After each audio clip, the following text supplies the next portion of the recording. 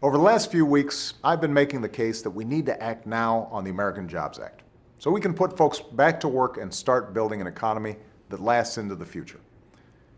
Education is an essential part of this economic agenda. It is an undeniable fact that countries who out-educate us today will outcompete us tomorrow. Businesses will hire wherever the highly skilled and highly trained workers are located. But today, our students are sliding against their peers around the globe. Today, our kids trail too many other countries in math and science and reading. As many as a quarter of our students aren't even finishing high school, and we've fallen to 16th in the proportion of our young people with a college degree, even though we know that 60% of new jobs in the coming decade will require more than a high school diploma. What this means is that if we're serious about building an economy that lasts, an economy in which hard work pays off with the opportunity for solid middle-class jobs, we had better be serious about education. We have to pick up our game and raise our standards. As a nation, we have an obligation to make sure that all children have the resources they need to learn: quality schools, good teachers, the latest textbooks, and the right technology. That's why the jobs bill I sent to Congress would put tens of thousands of teachers back to work across the country and modernize at least 35,000 schools.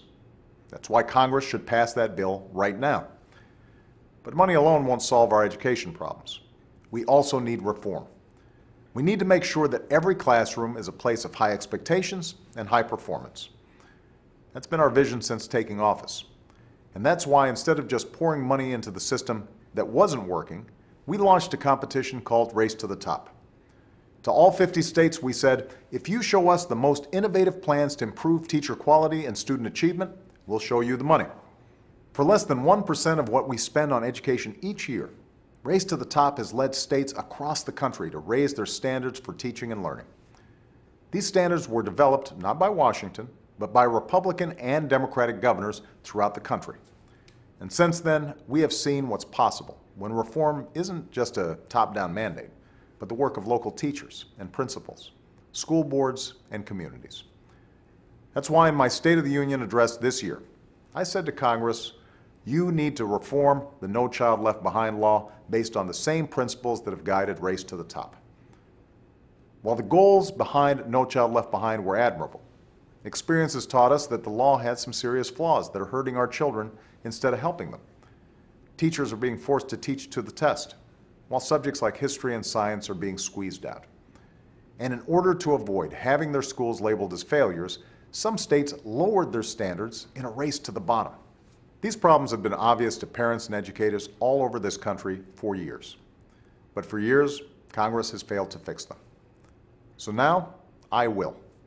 Our kids only get one shot at a decent education, and they can't afford to wait any longer. So yesterday, I announced that we'll be giving states more flexibility to meet high standards for teaching and learning.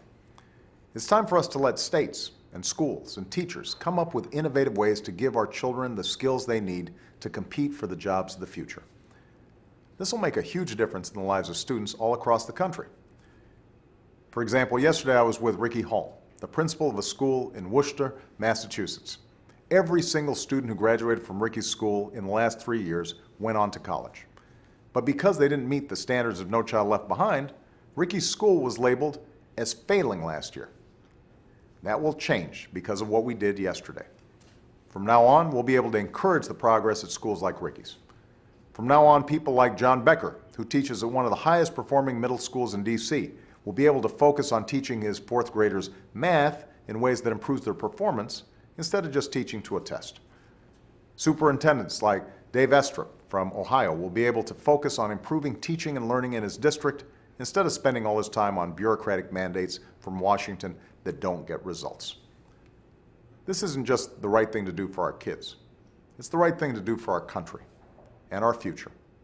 It's time to put our teachers back on the job. It's time to rebuild and modernize our schools. And it's time to raise our standards, up our game, and do everything it takes to prepare our children to succeed in the global economy. Now is the time to once again make our education system the envy of the world. Thanks for listening.